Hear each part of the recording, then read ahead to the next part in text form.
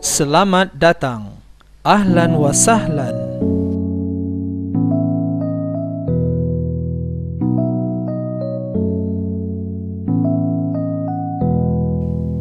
El Zahrain terletak di tengah kepesatan pertumbuhan bandar Sungai Petani bahagian utara, iaitu Legenda Heights. Ianya dikelilingi oleh pelbagai kemudahan-kemudahan pasarana yang lain seperti sektor perbankan, pelbagai pilihan restoran, kemudahan membeli belah dan sebagainya.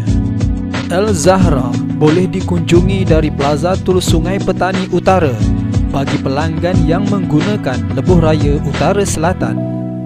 Kemudahan hotel bercirikan Islamik dan berkonsepkan Timur Tengah kini boleh diterjemahkan dengan El Zahrain, sebuah hotel yang menyediakan anda kemudahan penginapan yang selesa dengan pelbagai keistimewaan yang dapat memberikan anda ketenangan. El Zahrain adalah sebuah hotel di bawah kendalian El Zahra Sendirian Berhad yang mana merupakan anak syarikat di dalam kumpulan niaga HPA Industri Sendirian Berhad. Sejumlah 27 bilik disediakan untuk memberi keselesaan pada tetamu El Zahrain.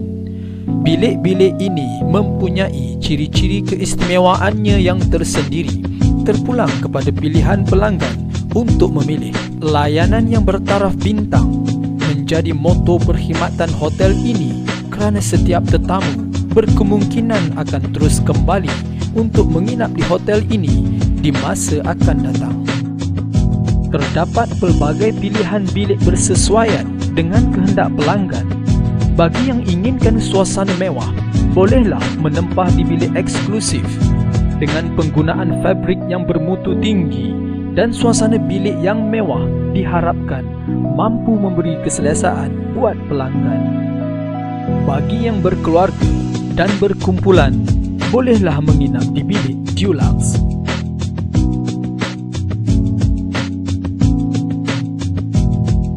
Bilik Superior Double sesuai untuk pasangan suami isteri, manakala Superior Single bagi yang mengembara berseorangan. El Zahrain juga menyediakan kemudahan untuk perniagaan anda seperti bilik persidangan, kemudahan internet dan prasarana yang mampu menggerakkan anda dengan produktif. El Zahrain, Sungai Petani, Kedah. Hotel berkonsepkan Islamik. Kami menanti kunjungan anda.